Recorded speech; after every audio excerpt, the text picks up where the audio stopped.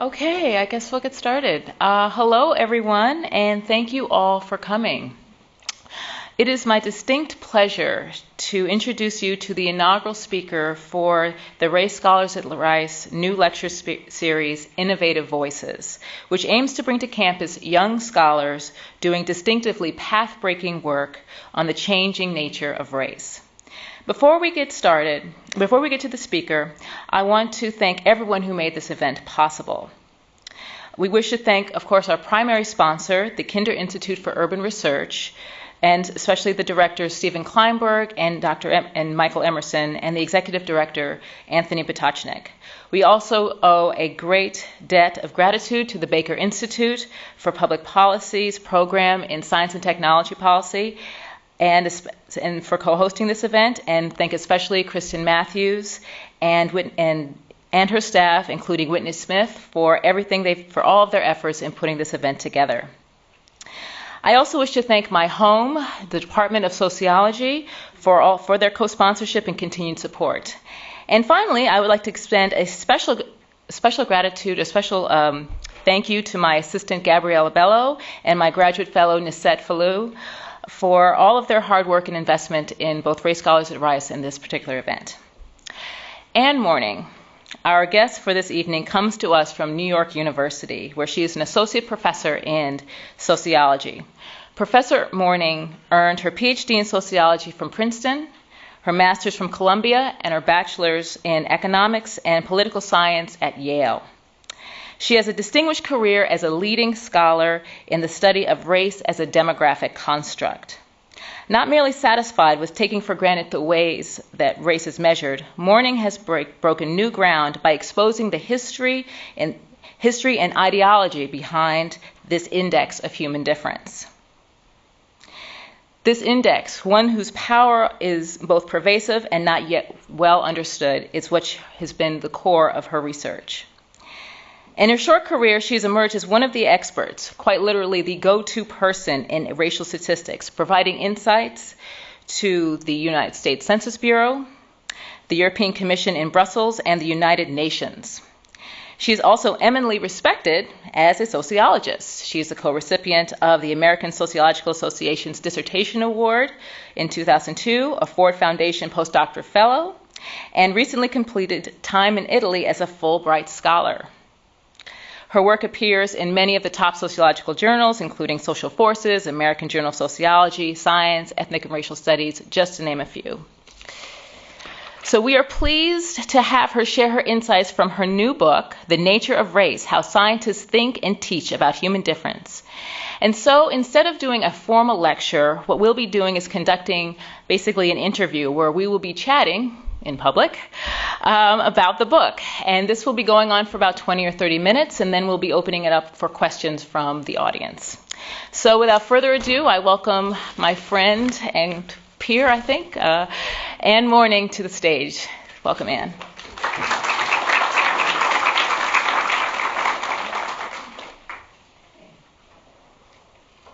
All right. Thank you, Jen. Sure. Hi, Anne. This is a great setup. I have to say I'm grateful to Jennifer for letting us proceed with this kind of format that's very, hopefully relaxed and, conducive to questions from the audience. Okay. I also just want to say thank you, really a sincere thank you to the Rice University community for what has been a very warm welcome and a really pleasant visit to campus today. So I'm really delighted to be here. Thank you. So let's talk about the book. This book, The Nature of Race, is about understanding how we think about race and putting the spotlight on how scientists think about race. Now, before we get into the substance of the book, I was wondering if you could tell us a little bit about why this was an important topic for you to study. Sure. This is a topic which really came to me through my graduate experience, which I really found to be an eye-opening, a really revolutionary kind of experience, in that it was as a doctoral student at Princeton that I was really first exposed to the idea of race as socially constructed.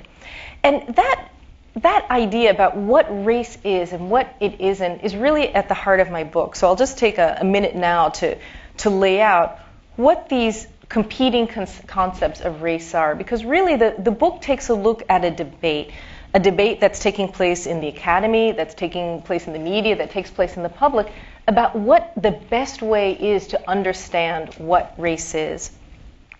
The book basically traces this debate between two positions. One is what we often call the essentialist position, or the essentialist concept of race, which is probably the notion of race that's most familiar to all of us. And that's simply the idea, the definition that race is a characteristic of human bodies. And so when we are grouping people by race, what we're doing is assigning people to categories that reflect something about their physical makeup. It might reflect their skin color, their hair color, their eye color. We might be making these kinds of assignments on the basis of genetics. There's a debate about what it is exactly that constitutes the biological underpinning of race. But there's that idea on one hand, this essentialist idea that race is something we can think of as a biological characteristic.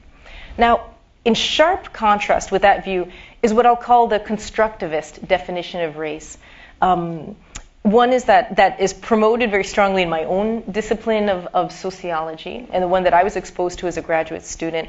And that's the notion simply that the groupings that we form, that we call races, are not groupings that actually just exist there out in nature in some natural way, that there aren't actually natural boundaries indicating whether an individual belongs in one race or another, but rather the constructivist idea is that when we are making racial groupings, these are groupings that are, they're man-made inventions. They're groupings that we've invented as a society, and they involve boundary lines that have more to do with our particular history, with our social and political history, than they have to do with any kind of clear-cut lines of biological difference between people.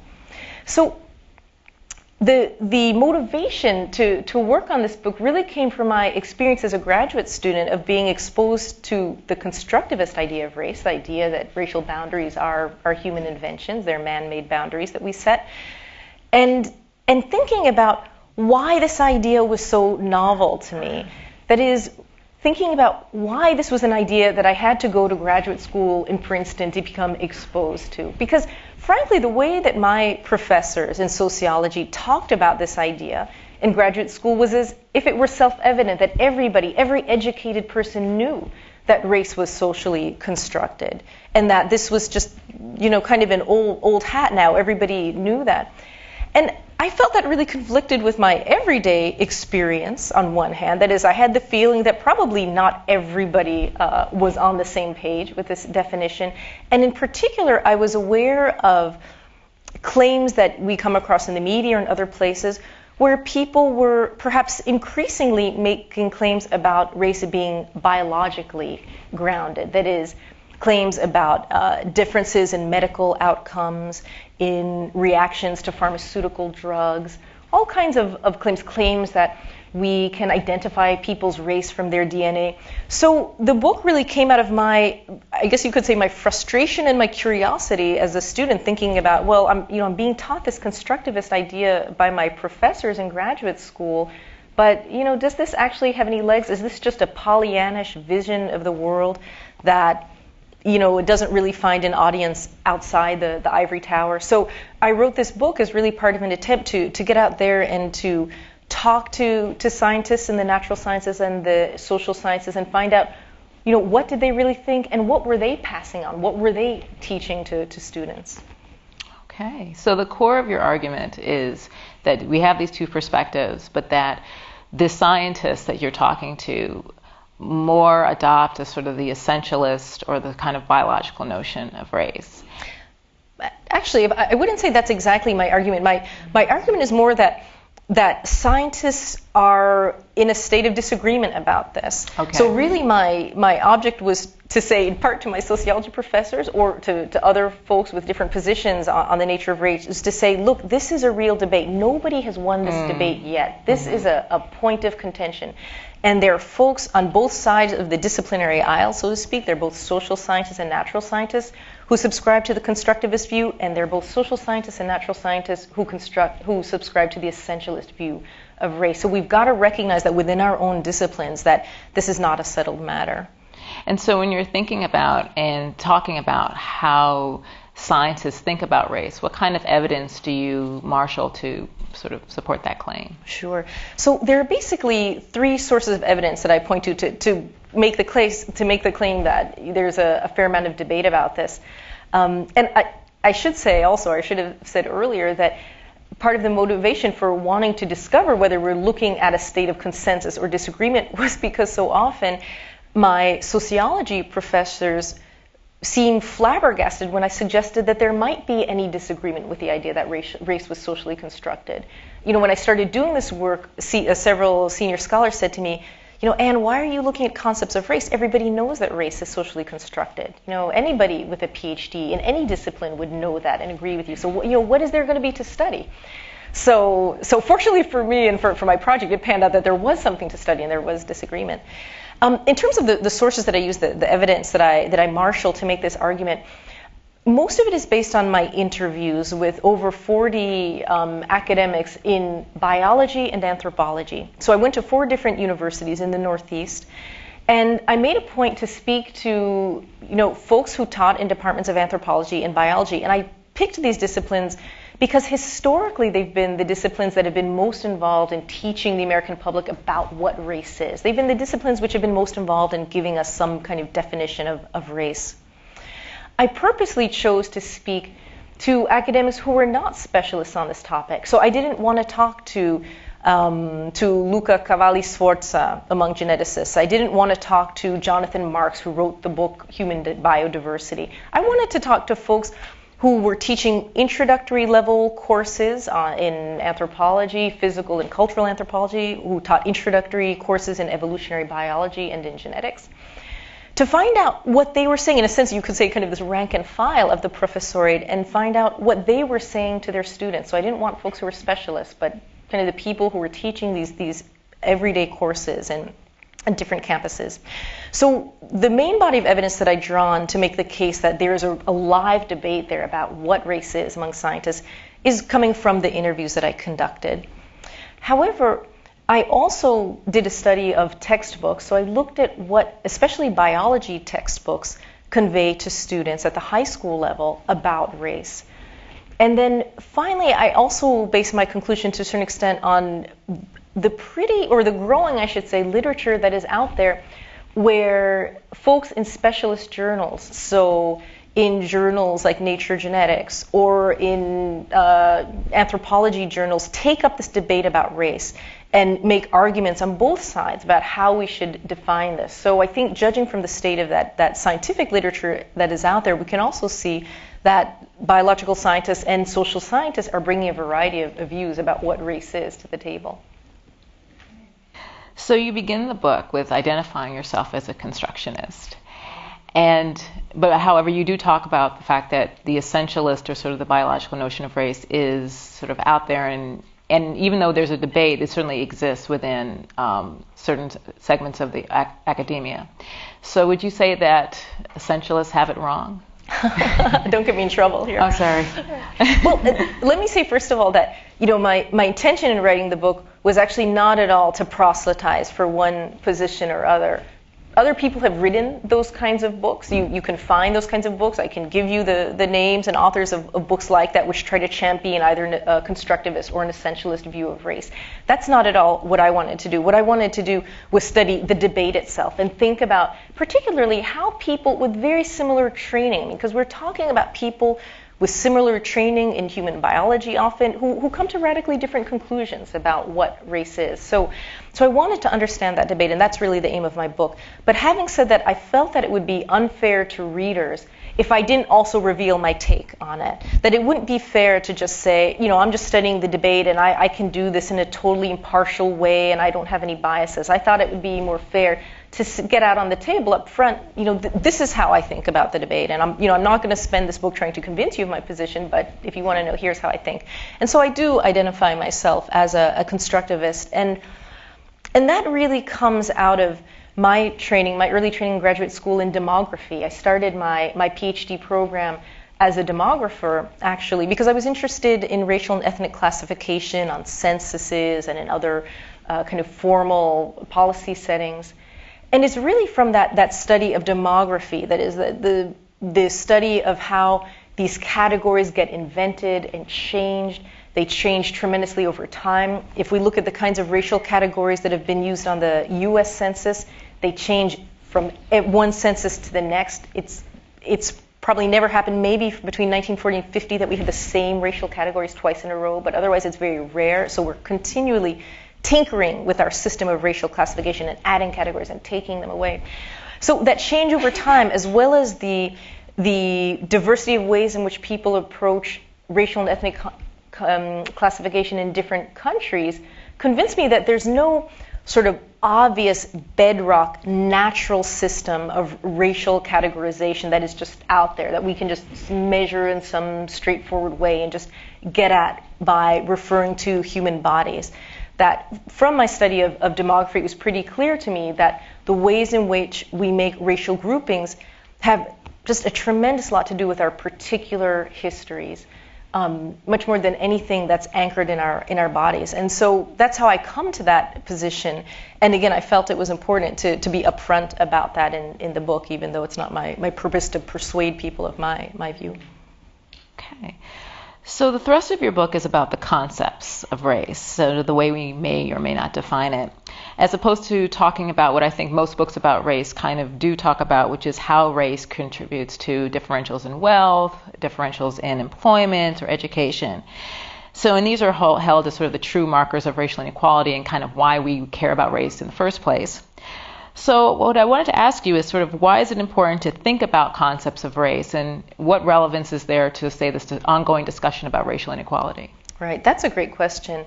I would argue that it's high time to pay attention to underlying concepts of race, because these concepts of race, in fact, inform racial attitudes and practices and policies. So they inform all the kinds of things that we're concerned about when we think about inequality in society.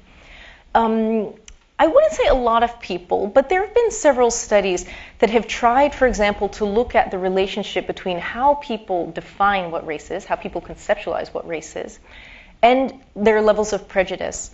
And although it's not, entirely cut and dried, I guess few things in academia are, but the bulk of that research seems to suggest that people who hold an essentialist point of view, that is, who think about racial categories as being anchored in fixed biological differences, that they also tend to be people who demonstrate more negative attitudes towards other racial groups. And also are less likely to engage in relations with people across racial boundaries. So there's a certain amount of evidence out there that is suggesting that how you think about what race is in the first place affects the attitudes that you bring towards people of other groups, and the likelihood that you have of acting in a discriminatory fashion. They also show that it relates also to how pessimistic people are about the possibility of improving race relations. So there's a growing body of evidence suggesting that how we define what race is, how we conceptualize it, is linked to racial attitudes and attitudes that we care about. I think it's also pretty fair to say that racial concepts are linked to racial practices. And, I think as Americans in particular, we're so used to race having a salience in our society and a presence in our society that would be unheard of in other places, but that really reflect our ongoing belief that race has all kinds of repercussions for outcomes. And let me just give you a small example. Last week I had to visit the podiatrist. Okay, so I go to the foot doctor. I have to fill out a form. At the top of the form, my name, my birth date, and right away my race and ethnicity. I'm thinking, why does the foot doctor need to know my race or ethnicity? Before even my gender, just my address, doesn't he want to bill me? I mean, no, nothing. He needs to know my race and ethnicity right away. And we're used to these kinds of practices where race and ethnicity are supposed to play a role. And so we have practices like a system of criminal forensics, which tries to determine people's races from physical specimens, so specimens of blood or saliva or whatever left at crime scenes. That is a practice which makes sense given a certain kind of underlying concept of race. That is, if you believe that race is something that is anchored in people's bodies, it makes sense to try to deduce people's race from physical specimens. So the concept that you have of race translates very directly into certain practices. A couple of years ago, to give another example, a guy tried to start a company selling race-targeted vitamins. GenSpec was the company. The idea was that, are you Hispanic? You need special vitamins, right? Again, that's a practice which makes sense depending on a particular concept of race that you have. It jives or it doesn't jive. Then, so moving away from kind of practices, we can also think about policies, broader social policies, and how our understandings of what race is have the potential to inform those. And I'll give you an example, an interesting example that came up a couple of years ago. You may have heard of some comments that the Nobel Prize winner James Watson made about Africans. So a couple of years ago, he said, it really doesn't make sense for us in the Western world to be providing foreign aid to African nations because Africans have a limited capacity for intelligence relative to Europeans. So sort of giving them foreign aid is just throwing money out the window, basically. So here's an example in a kind of extreme form where the belief that race is something that is anchored in our bodies, that it refers to fixed characteristics of particular groups of people, and in this case their intellectual ability, might have real repercussions for policy, in this case foreign aid policy. Probably a more commonly mentioned example also comes from education and ideas going back to Arthur Jensen in the late 1960s, and ideas about race meaning that different groups of children were inherently more or less educable, let's say, and thus that investing in education, let's say, as a way to close the black-white test gap would be ultimately futile. What sense might it make if blacks and whites naturally have different biological capacities? Why should we spend public monies on trying to narrow the educational differences in educational attainment? So again, here are examples that are admittedly, perhaps might seem extreme to us, but ways in which we can see that the underlying notion that we have of what constitutes racial difference has the potential to impact how we think public money should spend, how we think our public policy should be conducted. So one of the core arenas that you talk about, and you've already sort of discussed this, is the area of higher education, and specifically in how scientists teach their students about race. And so I was wondering if you could elaborate a bit more on sort of what you found regarding the way universities communicate messages about race, but also what you think the implications are of those messages for the students. Sure. So my study, as I said before, was very much focused on education and anthropology and biology, again, because these were fields that have had a particular role historically in conveying ideas to the public about race. And what was striking to me was the tremendous difference, the tremendous gulf in the ways in which specialists in the biological sciences, as opposed to anthropologists, saw their mission with respect to teaching about race. When I talked to anthropologists, they felt very much that because their discipline had traditionally been quite involved in disseminating ideas about racial difference, that it was important for them as instructors in anthropology courses to talk about this with students. And they weren't all necessarily constructivists. That is, most of them had tended to take a constructionist view of race, but not all. I certainly spoke to anthropologists who felt that thinking about race as a matter of biological difference was a pretty good way to go. But what did unite the anthropologists would be, I would say, the sense that they had a certain academic, a certain professional responsibility to take up the topic of race. It was quite different when I talked to instructors in the biological sciences.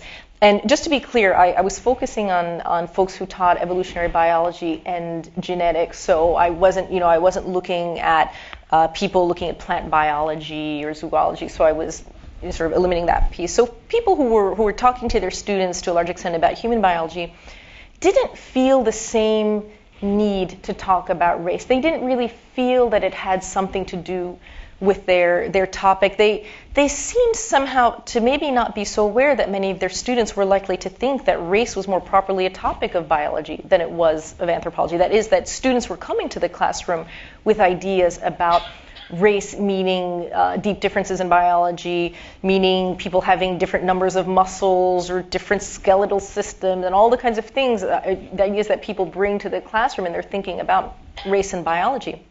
So as a result, what I found was that it was really the anthropologists more than anybody else who made an effort to talk about race with their students, and largely to promote a constructivist idea of race.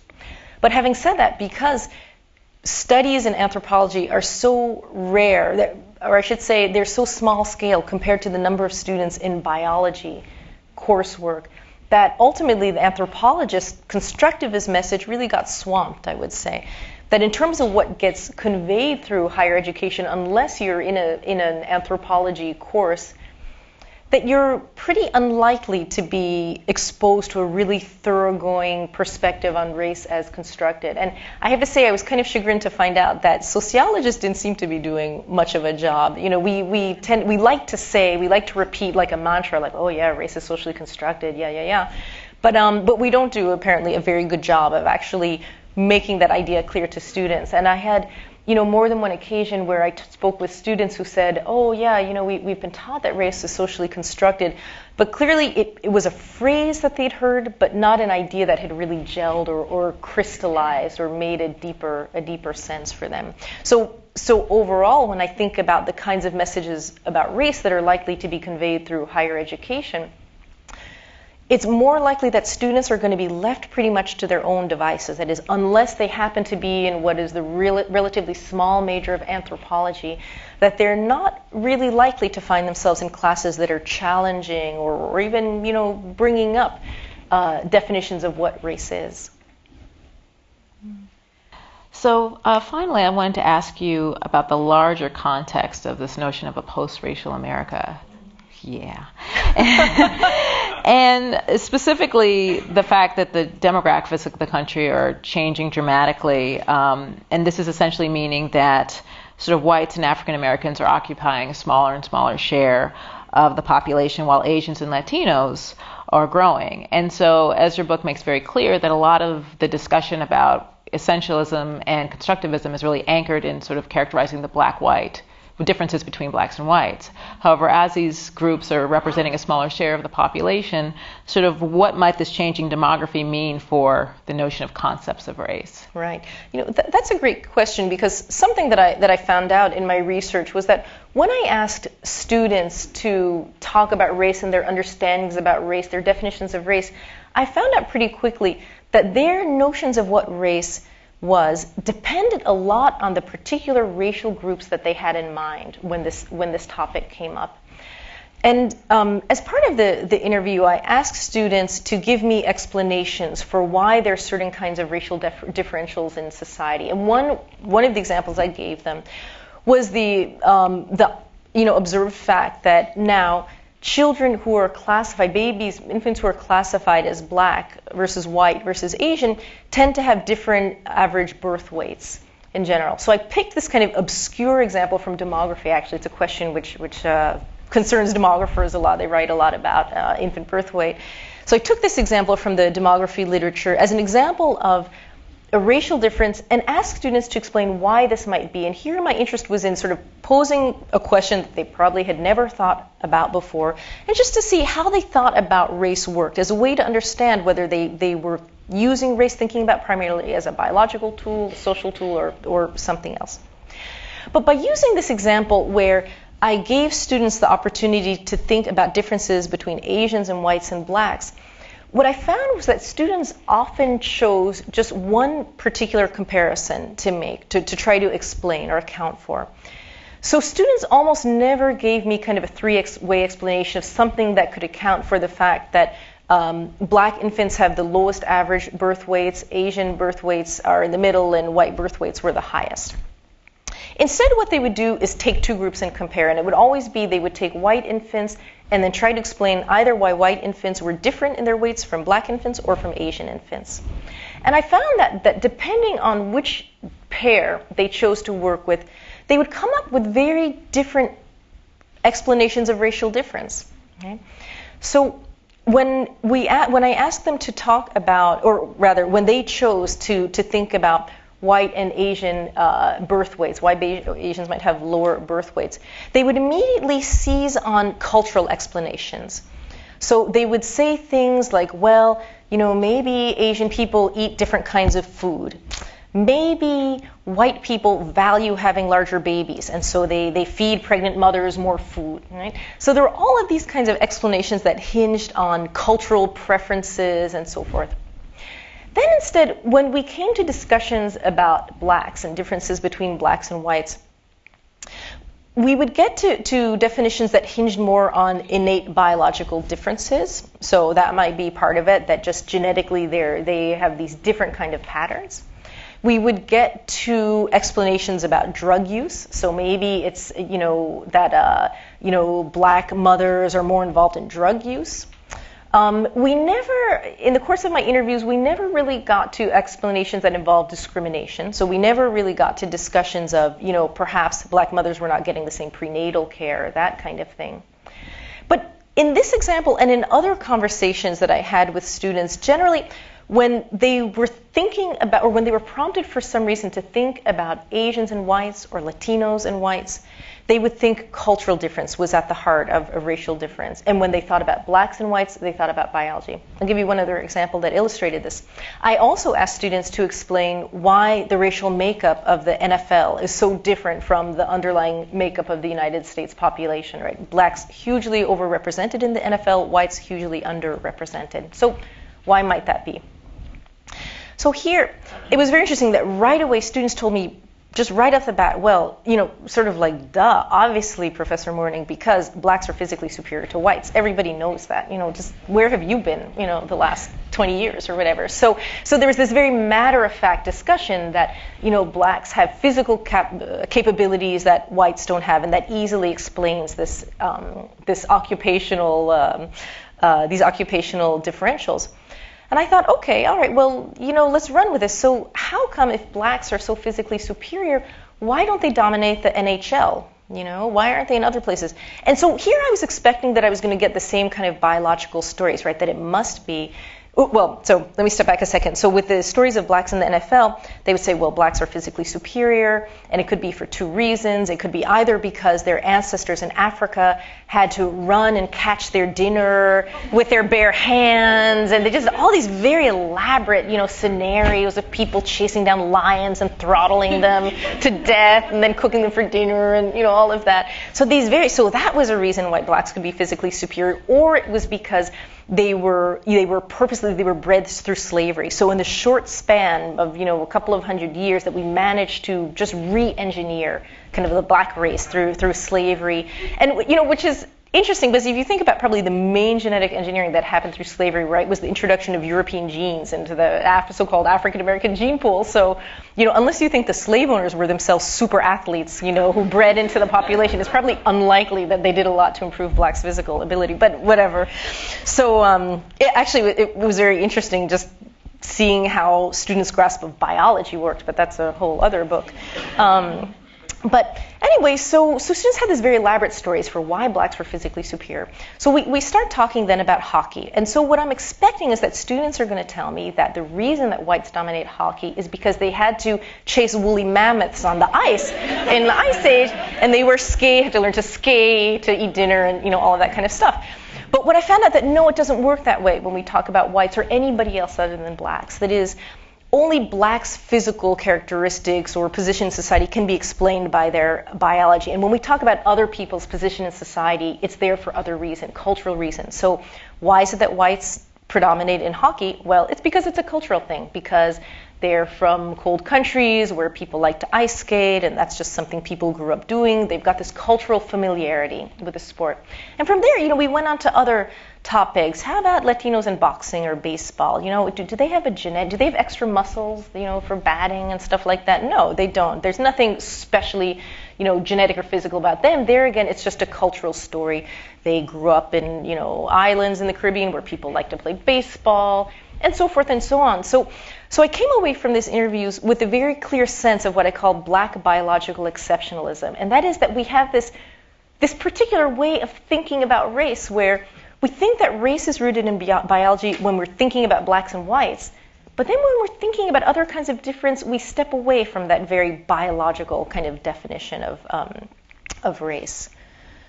So are you saying that that might become more prevalent as more... Thank you. That is where I wanted to go with all this. I was forgetting. I was looking to you to cue me to what I was saying. So because of this, I think that the demographics of the country matter a lot for how we think about race. So to the extent that pretty much until the present, the black-white divide has been sort of the salient racial divide in the United States. That has been kind of what we think of as the color line when we think about our history, and our society. That is starting to change now. People are realizing, for example, blacks are no longer the largest minority group. And frankly, people don't often realize this, but the black share of the population has been declining since the 1930s. I mean, it's just, when you ask people have done these kinds of surveys where they ask Americans, what do you think the racial makeup is of the country? And people will say, oh, well, it's like 50% black or something. No. We've never been anywhere near at the high water point in the late 1700s. Blacks represented 20% of the population. And, we're down at 13 and dropping. So, so there's been, in a sense, this emphasis on conflict between blacks and whites that I think is going to recede as we wake up to what the changing demographics are of this country, as we start to realize that blacks and whites are both making up shrinking populations, and that when we think about race in this country, we need to also factor in thinking about how Asians and Latinos, people from North Africa and the Middle East, how all of those folks are categorized. And so just in speculating about the future and changing demographics, I suspect that as we become aware that our country is becoming less black and less white, that we're going to be less likely to rely on biological explanations of race. That is, these biological definitions of race that are really salient for people when they think about the NBA and stuff like that are going to recede into the distance as race becomes something that is less of a matter of black and white lines.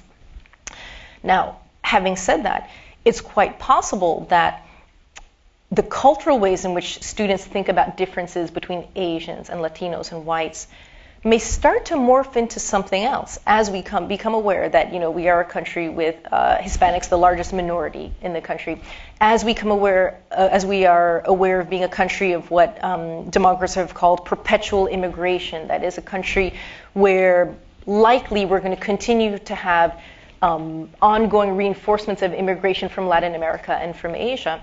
And what may happen over time then is that we start to take some of our older kind of rigid essentialist ideas of race that we formerly reserved for blacks and start to apply those to Hispanics and to Asians as well. That is, start to think about the differences that ostensibly obtain between Asians and Latinos and whites as no longer being these kinds of cultural differences that we can kind of change from one generation to the next. It's just a matter of what food you eat or what language you speak. And that we start to think about these differences as more hardwired, more in the vein of the culturally essentialist models of race that some people argue obtain in Europe, where people's sense of racial diversity is very much shaped by the experience of immigration rather than the experience of slavery that we've had in this country. So what I want to say here is that with the decline in the black population and the white population in this country, we may move away over time from the biological essentialist ideas of race that have obtained. But there is a possibility that we start to think about culture in new ways as being more rigid and more fixed, more unalterable than we have previously. And we may start to think, sort of as Europeans do, in a culturally essentialist mode. That is, that culture is something that somehow can't be erased, that you were born into this ethnic group and you sort of stay in that culture, so it acts as if it were a physical characteristic. Okay. Well, with that, I'd like to turn it over to the audience to pose questions to Professor Morning. So, yeah, great. Actually, I'll start with him. Ellen Rose? And what's your attitude and opinion about the recent change in the census where people can self-identify race and ethnicity? And what difference do you think that's going to make in terms of public policy and the way we think about these categories? Right. Well, let me say, first of all, that the move to let people self-identify their race is not so recent. That's coming from the 1960s, when the census became something that got mailed out and you filled out yourself. But what the recent change is starting in 2000, on the 2000 census, is that people have been allowed to identify with more than one race. So that's the real sea change, that since the 2000 census, people can now identify as belonging to more than one race, so declare themselves as multiracial. You know, it's interesting because some people think that the opportunity to identify ourselves as multiracial is going to just sort of blow apart the concept of race, that we're going to realize, you know, so many people are multiracial, what does it really mean to talk about racial membership anymore? So a lot of people think that multiraciality is going to sound the death knell of our belief in race. But I don't think that's the case, because in fact, I think that what we often see is that maybe paradoxically, the recognition of multiraciality tends to reinforce our underlying belief in race. Because when we talk about raciality, we often revert to kind of an older language of, you know, well, I'm part this race and I'm part that race. We don't tend to treat multiraciality so much as kind of its own thing or something that explodes racial categories, but that tends to reify them, that it tends to reinforce our thinking and the importance that we ascribe to racial membership. It's just that instead of saying, you know, okay, well, I guess I've got to make a choice. All right, I feel that I'm forced to identify myself as Asian. We say, okay, well, now I'm proud to say, you know, I'm half white and I'm half Asian, and I feel liberated in being able to say that now. But it doesn't really take us away from underlying beliefs in race. Is there any support for the essentialist theory that the proportion of type 2 muscle fibers sort of varies across different races? Right. Well, let me say, so I don't know specifically about that topic, but of muscle fiber, but let me say that one thing that I think is often misunderstood about the debate between constructivism and essentialism is that people think that somehow the constructivists are saying that there are no biological differences between people, that we're kind of saying everybody is the same.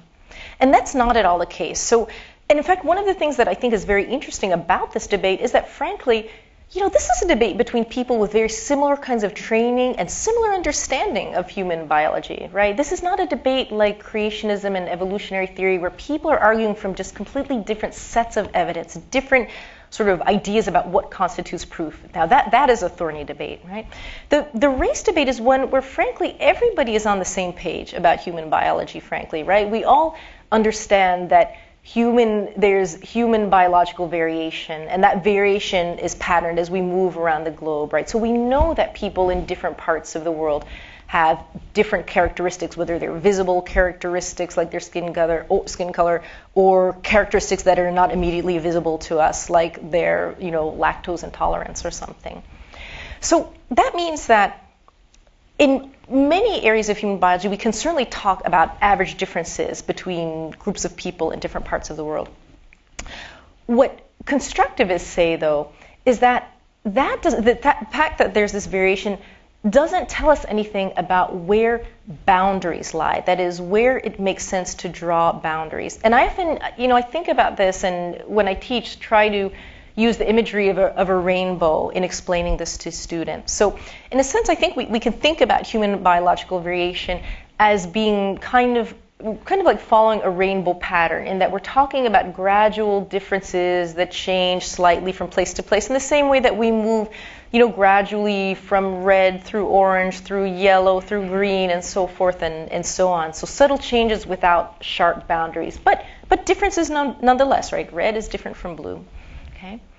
What I think gets confusing is that we can take people at different parts of the spectrum, let's say the blue folks and the red folks, let's say, and say, yes, there are differences between these people and all kinds of things we might measure. But it doesn't tell us where to draw a line. It doesn't tell us necessarily that it certainly doesn't tell us that there are only red and blue people in the world. We know there are other kinds of people. Where is the right place to draw that line? And what constructivists are simply arguing is that where we draw those lines, whether we put the line through yellow and make 2 races, or we make 3 races or 4 races out of the spectrum, where we draw those lines has everything to do with our past, our historical past. And for that very reason, we see how different kinds of boundaries make sense in different societies. Certainly in our country, with a very particular kind of migration history, certain groups really make sense to us, right? We're a country which has largely been populated, right, by folks from Western Europe, folks from Western Africa, and folks from Eastern Asia. So we've kind of taken, in a sense, our population has been fed by people from very different parts of the world, and we can certainly talk about all kinds of biological differences on average between people of those groups. But if you do a thought experiment and think about what our races might look like had we been populated differently, imagine instead that the United States had been populated by largely Japanese people, South Asian Indians, and Moroccans, let's say as an example, right? We could have been fed from three totally different parts of the world, right? In that case, we would have they would seem to us like very different kinds of people. We would certainly have racial groups constructed around them. We would be very good at seeing whether people were descended from Moroccans or Asian Indians or Japanese. We would have a whole racial constellation, a whole racial taxonomy that would fit those categories. But neither of those racial taxonomies is inherently more natural than another.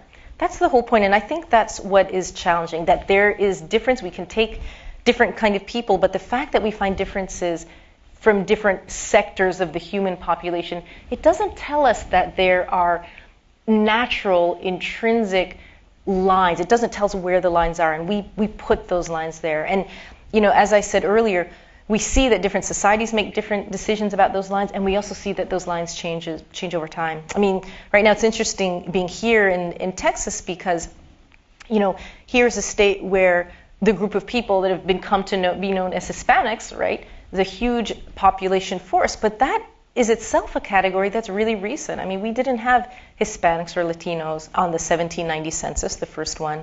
And that's not just because of some relative lack of population share. It's because the very idea that there was a kind of race out there that should be constituted by people who come from Spanish-speaking former colonies, that's a new idea. The idea that, you know, Puerto Ricans and Mexicans should be in the same category, that these constitute a group that has some natural cohesion to us, that, you know, we make that grouping for social reasons. We don't make it because, you know, biologically it makes most sense to put those folks together.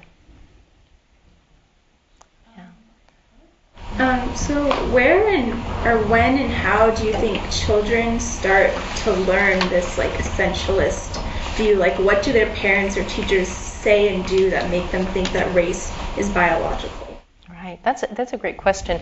I didn't look specifically at young children, but there's two really interesting studies that come to mind. One was a study that some social scientists did in, I think it was kindergarten classrooms, looking at children, and so small children, and how they use the concept of race. And it was clear already that even at that young age that children had ideas about racial categories, and they acted on them in terms of, you know, who did they want to lie down on the blanket next to at nap time, and, you know, that kind of thing. So clearly there's a certain awareness.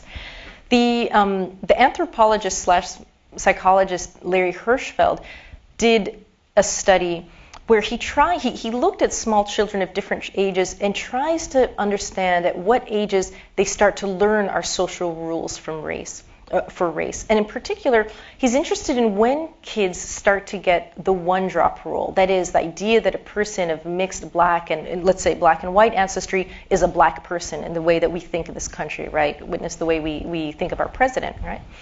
So, you know, this is a social rule. It doesn't have an inherent logic to it, right? He could be white, he would be in other times and places, but in our society today, we understand a person with that kind of background as black. So this scholar, Larry Hirschfeld, studied children and how they kind of learn the racial rules, and he found that, you know, when they're small, they don't quite get it. He shows them drawings of parents of different colors together and says, okay, now what color is the child going to be? And even the kids are like maybe half the time white, half the time black, maybe striped or polka dotted. You know, the kids are, you know, all over the place because they haven't got the rule down yet. But he shows that, you know, pretty much by 7, they know by then what the rule is. So clearly there's a process going on. Now, how it actually happens is fascinating. I think that is coming out in a work that's going to be published soon by a guy, Osagie Obasogie, who interviewed blind people about their understandings of race. And what's so neat about this project is that, of course, we tend to think that, well, we just know what race is because we look at people and we see it. But he found that blind people also have a sense of what race is. And how do they get this sense? They get that sense because the people around them, their peers and family, cue them in very overt ways to train them to know what race is as well. And I think that's probably one of the studies that best gets at the way that family and peers, that our environment growing up, trains us to see race and to think about race. So, I mean, he found some really stunning stuff that people, blind people report, for example, having friends when they were children, but then their parents pulling them aside and said, well, so-and-so is black, or we're in the black part of town now, or you can tell from the way this person talks, or, all kinds of things. So there was clearly this investment in telling children, where the lines are and who you should fraternize with or not. So it happens. Yes. I have a question. In terms of your view on race, what would your recommendation be for the policies of corporations and schools towards recruiting based on race? Oh, that's interesting. Well, I think this sort of brings me, to another misconception about constructivism, which is that a lot of people think that a constructivist perspective on race means that we're saying race is not real, okay? So that it's just sort of something that is not there. But that's not at all what constructivists would say. What constructivists would say is that race is not based on biology, that there aren't biological races, but race is real, that it's a social phenomenon that has a real impact on our society. And, we can think of things like, religious groups, for example, are not biologically grounded, but they are real, right? They have a real impact on the conduct of our lives. So I think of race as something like that. And because it does have that social reality, that is, that race is real to the extent that it affects things like hiring outcomes and all kinds of things, that it is worth actually collecting data on and tracking in society. Now, the question is, whether it's something that, you gave the example, for example, that corporations or schools should act on in hiring or in admissions, right? And the two rationales that are out there today is that either that we do this as a form of redress to kind of bring the representation of our schools or workplaces to something in line with the makeup of the population at large. So there's a kind of justice argument to it.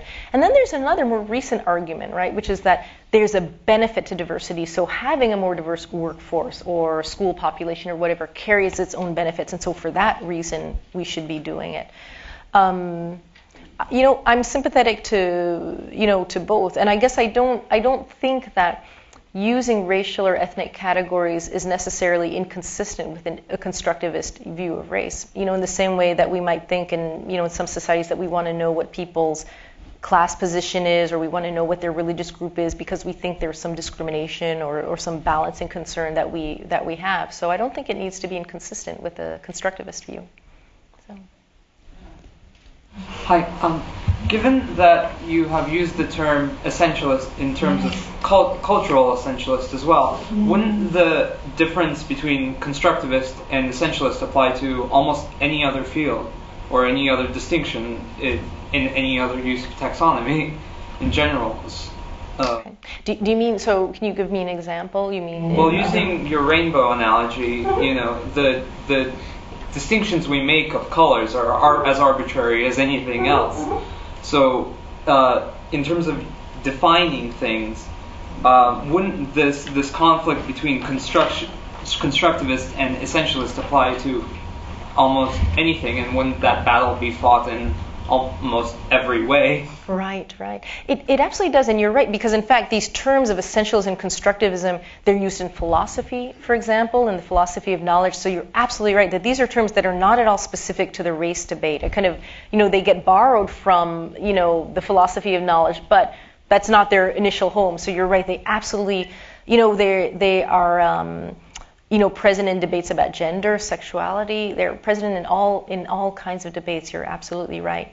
Having said that, I think that they have a particular relevance when we come to the topic of race, because race is an idea which, no matter what our particular opinion is on the true nature of race, I think whether we would define ourselves as constructivist or essentialist, we have to, I think, acknowledge that the idea of race is at its heart an idea about biology. It involves a claim about biology. So when we come to an opinion about race, we're basically making a statement about what we think that relationship is between race and biology. But we couldn't really have a definition of what race is without acknowledging that it involves a belief about biology. The term essential is also broader, as you're suggesting, not just because it gets used in debates other than those referring to race, but it has a broadness meaning simply that it's an idea about groups being constituted because of the characteristics that are inherent to its members. So I kind of translate that into biology, or in some cases culture. But if you look historically, we could say that race thinking hasn't even necessarily always been linked to biology, to what we would talk about as biology today, and certainly not to genetics, which is a language that we would use that wouldn't be available to people in past generations. Historians argue that we get the concept of race, that it really came out of anti-Semitism, that it grew out of an anti-Semitic idea that had to do with what made people different from each other. And in a nutshell, the argument is that race really comes to us from the experiences of medieval Spain, and particularly a context where, as you guys know, the Catholics reconquer Spain in 1492, right? They kick out the Moorish kings, they kick out the Moors who've been dominating Spanish society. They also want to kick out Jews, but what they decide to do is say, Muslims and Jews, you can stay here in Spain, we won't expel you if you convert to Catholicism. So some people choose to leave, some people choose to convert and stay. And at the beginning, that was fine, because once you converted to Catholicism, you were good. Great, no problem. Now you're Catholic, excellent. You can stay, be a full member of society. But historians tell us that after a couple of generations, that suspicion started to arise that perhaps these descendants of Jews and Muslims were not really like the real Catholics, that there was maybe something about them, some qualities that they carried, some essences that they embodied that made them different from other Spaniards. And so we use this word essentialism to talk about that sense that there's something about individuals, some characteristic that they embody that makes them different, that sets them apart. And apparently with race historians' argument, that idea with respect to race really came to us from these initial suspicions in Europe about Jews and Muslims, about whether they could really become like other Spaniards.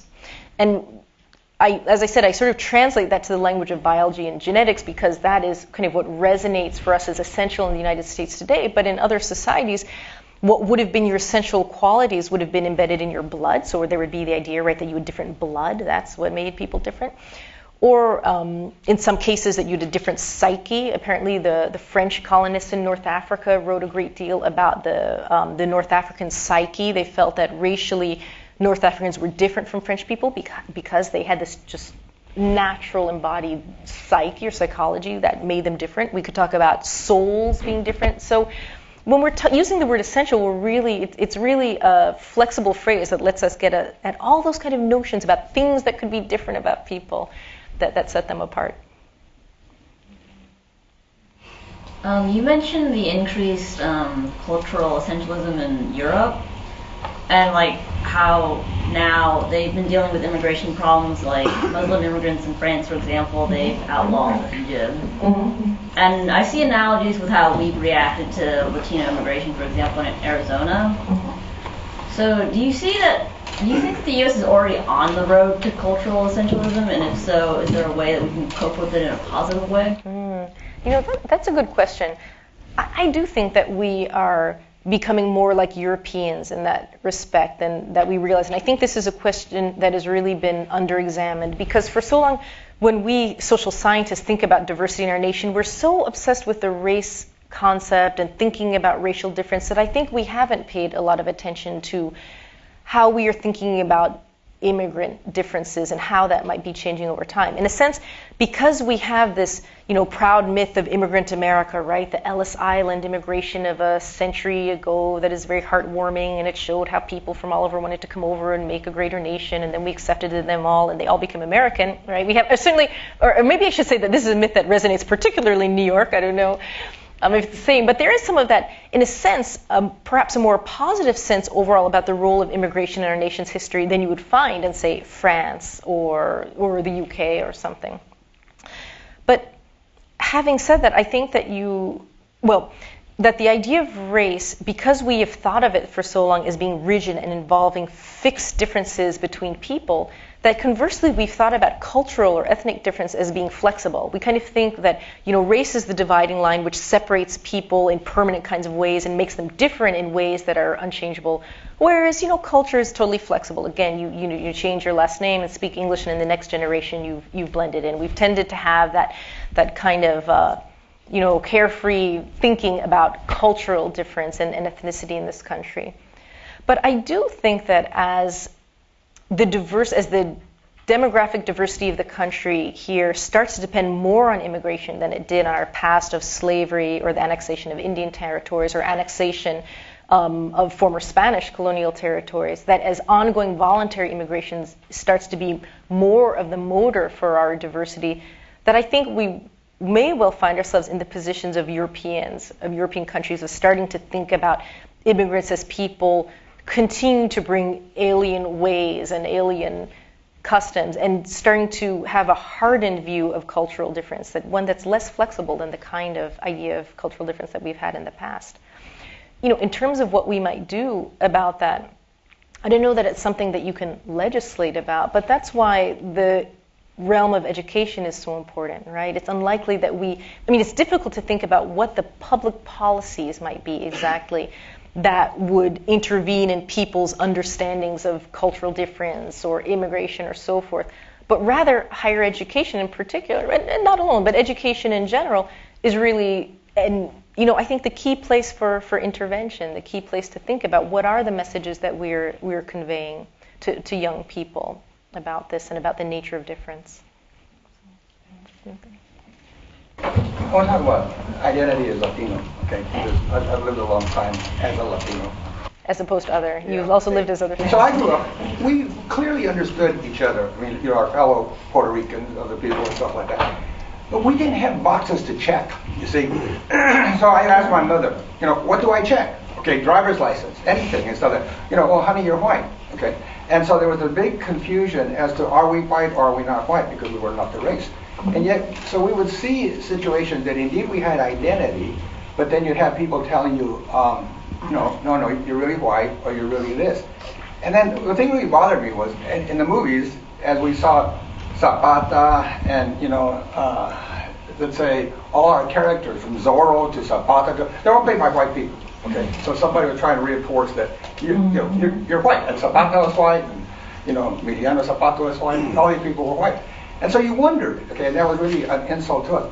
Then here in Texas, with a class of their own, we as the Latinos were used as shields to fill in and say, we're going to integrate the school and not have the blacks go to the whites and have the whites go to the back, in juries, in schools, and so on.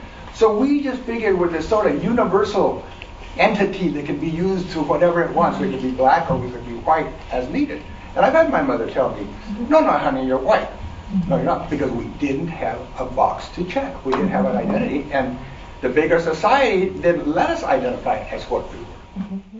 And I think that points to something really important, because actually I think that the classification and the identification of Hispanics is sort of the $64,000 question on the American racial and ethnic landscape today, because we're in the state, I think, of utter confusion about how to understand what kind of a group Latinos are. Now, we have a very clear government directive, so the government in its official set of classifications, because the government has an official set of racial and ethnic classifications, the government clearly says that Hispanics don't constitute a race. So on the census, you don't have a Hispanic box when you answer what your race is. Instead, the government says Hispanics are an ethnic group. It's something apart. There's going to be a separate question on the census asking if you are Latino or not. Okay. But that policy of saying Hispanics are definitely not a race, no way, I think really flies in the face of what everybody else in society is doing, whether we're looking at how academics treat race and Latinos as a racial group, whether the way that the media does, the way that everyday people do. That is, we have a tendency to talk about Latinos as a race. There are whites, there are blacks, and there are Hispanics. I don't feel that way. We Latinos have no race. My wife had to fill out a form, same thing, so she started Hispanic, right? And then afterwards, your race, and then she wrote white, and then the person at the office said, you cannot answer white. Wow, that was very wrong. The person should not have said that, right? But yeah. She emailed me, and then I emailed back and gave her the definition, the Wikipedia article. The whole thing, right? And then the lady said, no, but that's actually a government form. I'm sure she's wrong, but anyhow. Incredible, yeah, wow. It's very strange. Yes. Did somebody just want to jump in on the same topic about, or just want to? If I could. So, you've got a very diverse subset all within this Hispanic type. So, especially as you get increased waves coming in, assumingly there's going to be increased integration into the mainstream of those groups. Do you see evidence for a threat of enough differentiation that could blow even that concept of Hispanic just completely apart, and we get all these various subcategories, just in terms of the political structure or the social structure, just calling for, we have to categorize these in different ways. Right. No, I'm pretty confident in the ability of the non-Hispanic American public to lump folks together, whether Ecuadorian or Honduran or Mexican. So I don't think. Even within the Latino community, say you can't continue to call us all the same thing. Right. If anything, I would say I've seen the opposite. That is, a desire to unite under a banner of Latino for the purposes of having the numbers, to having the population numbers. That is, because if we started to break that down and talk about, well, look, we really shouldn't put Puerto Ricans in the same categories as Dominicans and Mexicans, then we would be talking about a fragmented population that would no longer be the nation's largest minority group. And I don't think that political leaders are interested in having that kind of fragmentation at this point in time. Like I said, I think that this issue of Hispanic identity, I really think it's the $64,000 question in race and ethnicity, because just as a society, we haven't come to some consensus. I think we're moving towards a consensus. I think that we are racializing Latino, so that we are increasingly just saying whatever the government says about ethnicity, that frankly, we're just going to treat Latinos like a race. And we see that even in the ways that Latinos now get treated in biological research, that folks who've been interested in thinking about black-white differences are also now branching out and saying, oh, well, now let's look at differences between Latinos. And again, thinking about treating Latinos as a distinct racial group. So I think that that's actually where we're going for now. Okay, welcome back. My question is, do you feel there is a type of confusion when you have a person that left their country of origin, Spain, with the classification of white, and then come to this country, and this country is telling her she's no longer white, and then you fill out a box, and the box says Hispanic, not white. And so the young person is in a state of confusion, not knowing exactly who she is. Am I white or am I Latina? And so I think that's a large subject that needs to be addressed, because, in working in that population and to hear this all the time, well, when I left my country, I was white, and I get here and they tell me I'm no longer white, and then there's the box, Hispanic, not white. Well, two things. So to clarify, the box doesn't say Hispanic, not white. Just to clarify. I mean, it says, so there are two questions on the census. The first one asks, are you Hispanic or not? And it'll ask you to specify, are you Mexican, Puerto Rican, and so forth. And then there's a second question which asks, what's your race? In which you can check off white or black or Asian or American Indian or Native Hawaiian or Pacific Islander. So the census doesn't explicitly say if you are Hispanic, you're not white, because in fact, after you check off, let's say, the Hispanic box, you get to question number 2. You can check off white if you want. And I'm shocked that somebody said to your wife that she couldn't check the white box. That's very striking. Right, yeah. Right, just put something in, right? This lady said you can't do that. Wow, I am surprised. Well, I was going to say, actually, in the case of Spaniards, so the Census Bureau actually would, I mean, they would say that that would count as white. But I think the larger point is an important one because lots of folks are in confusion when they come to this country from elsewhere. Actually, the Census Bureau asked me to do a study of this, looking at the top 10 source countries of immigration to this country, and looking at how those people were classified in racial or ethnic terms back in their home countries. And as you can imagine, I mean, there was just no match at all. I mean, just the ways in which people are thinking about themselves back home have nothing to do with the ways they're being asked to categorize themselves here. I mean, let's take Mexico, right? The top immigration country. In Mexico, the census doesn't ask, are you white or black or something. They ask, do you belong to an indigenous group? Are you an indigenous person? So you can answer that. But other than that, you're not going to be asked, am I white or black? And we can go down the list. Dominican Republic, South Korea, India, I mean, all the countries that are the big source countries of immigration to this country, they just, people are not identifying with our terms, and it is a struggle for people to come here and grapple with those. This gentleman had his hand up. I'm so sorry. And then I'll let you pick then I'll stop picking. Sorry, gentleman. With his hand up for a while. I just want to make, two things. First, the point about the white, not Hispanic. They actually have that in Louisiana, where I'm from. On all of my standardized tests going through the public school system, they say, are you Hispanic? Are you Hispanic, parentheses, not white? Are you Hispanic, parentheses, black? And it's weird how they divide that up. But anyway, I guess that's not the federal government, though. But anyway, my question was, well, it's not really a question, it's more of a observation, because I'm not Hispanic, white, or black. I'm Indian. And it's really interesting seeing the whole racial debate in the U.S. and how polarized it is from my perspective. And because, for me, I'm always grouped with Asians. And Asia, I mean, what is Asian? That's everyone from Japanese to Siberians in Russia to Sri Lankans to Israelis.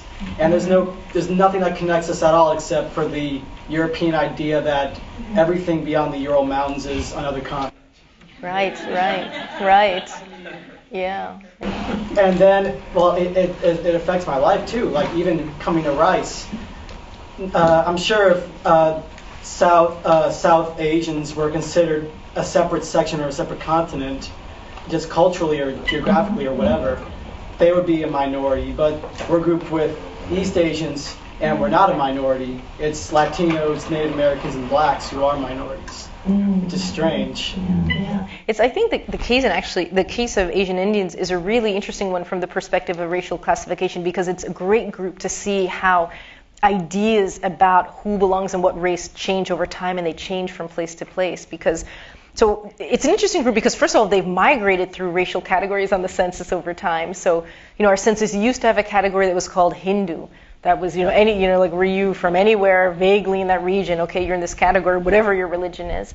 Then Asian Indians were treated as white, classified as white for a while, and then petitioned to be classified as Asian. So they've done this incredible kind of trip through racial categories. Also, it's striking because, exactly as you said, in this country, we think that South Asian should be in an Asian category, and we think, great, it goes all together. And when we think about Asian, we're thinking primarily about East Asians. The word Asian in the U.S. now connotes East Asians. Whereas you go to the UK and you say Asian, and people think, oh yeah, Pakistanis, right? Pakistanis, Indians. So it's clear that in different societies, what seems to us archetypes of race, what are typical of different races. I mean, in Britain, Chinese Britons, for example, are not enumerated along with Pakistanis and Indian. They are treated as different racial groupings. In that place, they're separate. So again, we just see a tremendous variety over time and from place to place. You want to just follow up? Yeah, and I think that we're going to have to change a lot of the semantics of these ideas too, because even the term African American, I mean, North Africans, the Arabs in North Africa, they're considered different from sub-Saharan Africans, but they are African American technically if their family migrated from Africa.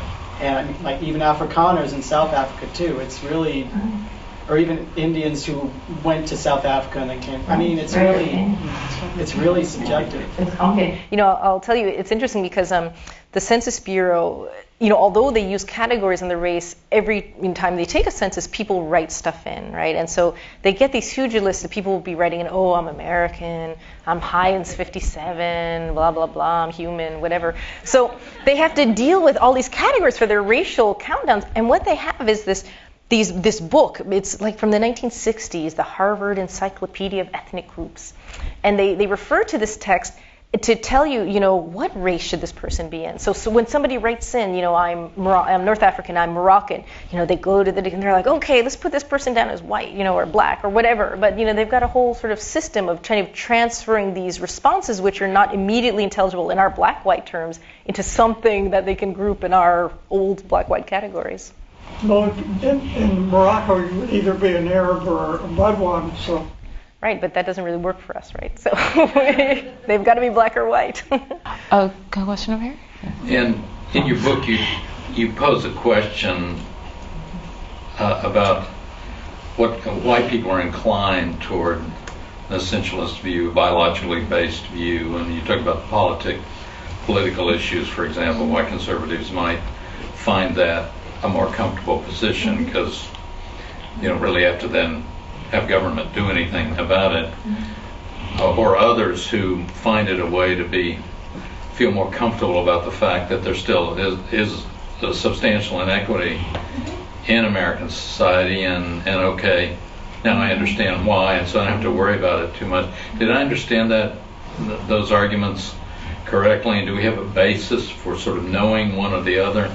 Is there research done along both those lines that helps us understand why people believe what they believe? Right. I'm glad that you mentioned it. I'll just recap that briefly for people who haven't seen that. But the idea is that some people have tried to understand why is it that biological notions of race still have so much purchase in the United States, even though they've come under challenge from constructivist views and all of that. And one idea that social scientists have advanced is that a biological essentialist notion of race, it does something for us in that it exculpates us when we think about inequality in U.S. society. That is, it explains how we can have the sort of racial inequalities that we do, in income, in housing, in healthcare access, and so forth, by simply explaining it away as the product of biological differences. So if, blacks, for example, have lower longevity than whites, so they have lower life expectancies than whites. Well, is that a fact that should alert us to the workings of discrimination in society, or is it just that black people have genes such that they live shorter lives? When we take the essentialist, the biological view, in a sense, it reassures us that the kinds of racial differentials that we see in our society are not due to discrimination or to the inheritance of inequality from previous generations, but rather that it's just sort of in the natural order of things. And so nobody's to blame for it. And there's also nothing that we need to do about it. We need not be concerned. We need not invest money in health research, along racial differentials and so forth. So that's the argument that some people have suggested. Now, in response to your question, I don't think that there has really been research looking at whether people's concepts of race are strictly tied to those political positions. So a lot of people, I think is the case with a lot of writing about racial concepts, there's a lot of hypothesizing about what's going on and not so much data collection about what is going on.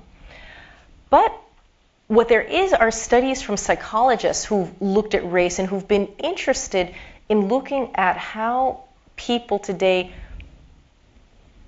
they grapple with talking about race in ways that won't seem like sort of the old Jim Crow racism of the past, but they struggle to portray their preferences for racial separation or lack of racial integration, trying to make them consistent with values that are widely held in the United States. So, in other words, people still continue to have a lot of the color prejudices that they used to have.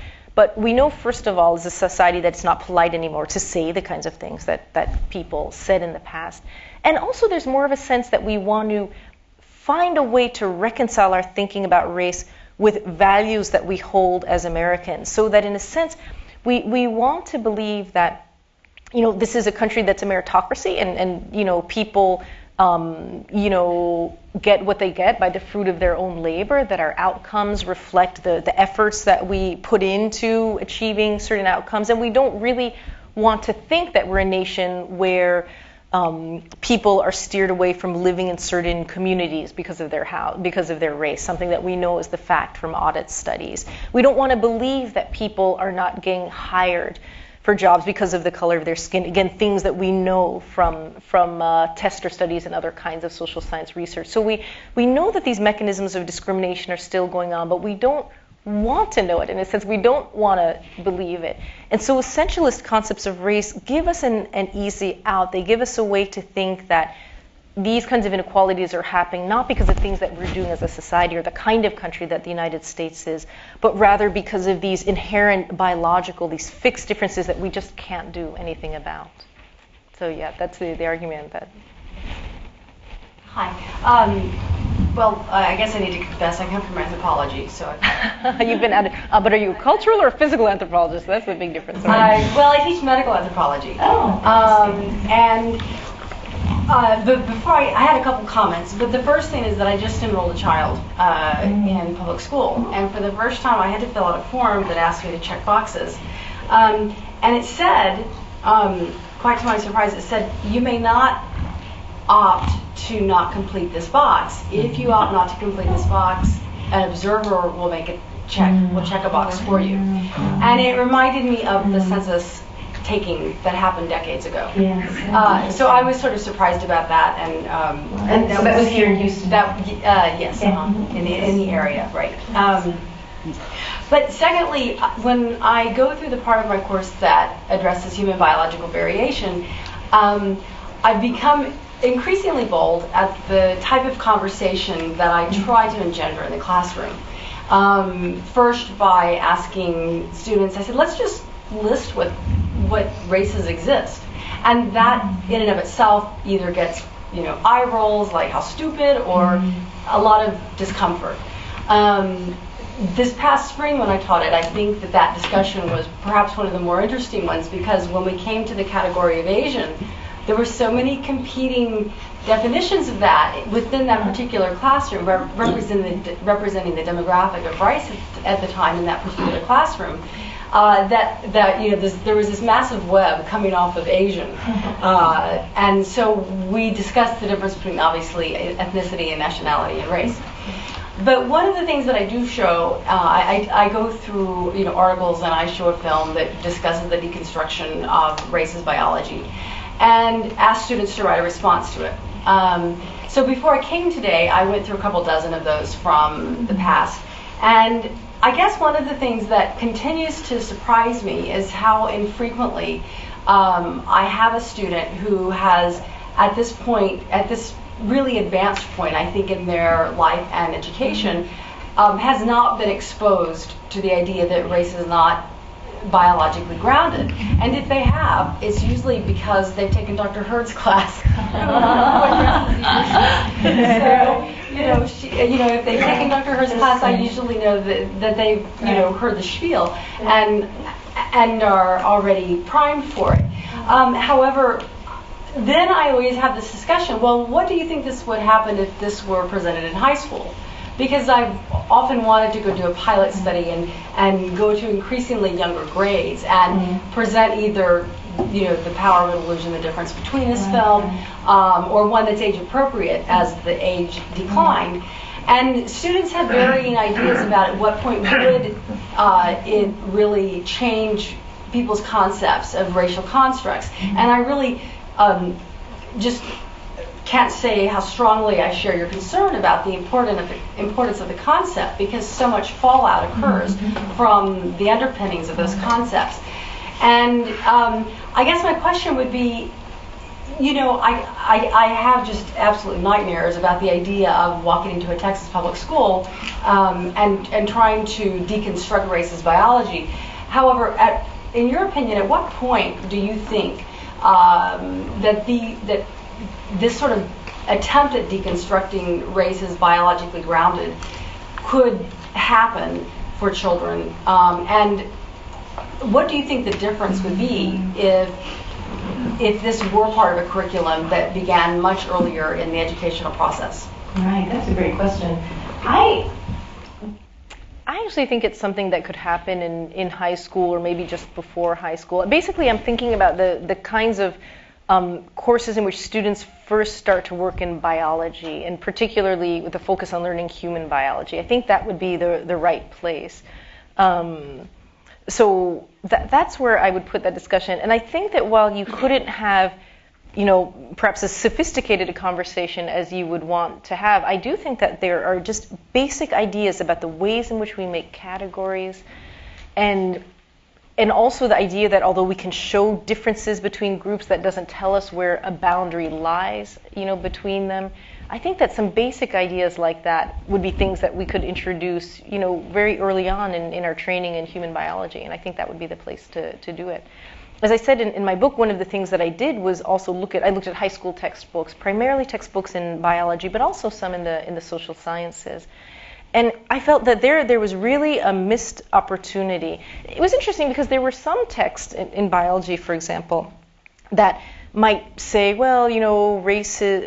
some might say, races are constructed in one place, but then throughout the rest of the text, they would use race in very essentialist kind of ways. So, for example, inserting it right away into conversations of genetic disorders, in ways that don't really take apart the concepts or explain to students, look, we said that race wasn't, a biological marker, but now here we're going to use it in this lesson. I think there needs to be a coherence in the teaching of that's not there. Actually, I think we're way out of time, actually. Oh, sorry, yes. But we actually do we still have a receptionist there? Okay. So I know there were several questions that didn't get answered, so I invite you to come and speak with Anne later. But thank you so much for coming. Thank you. Thank you.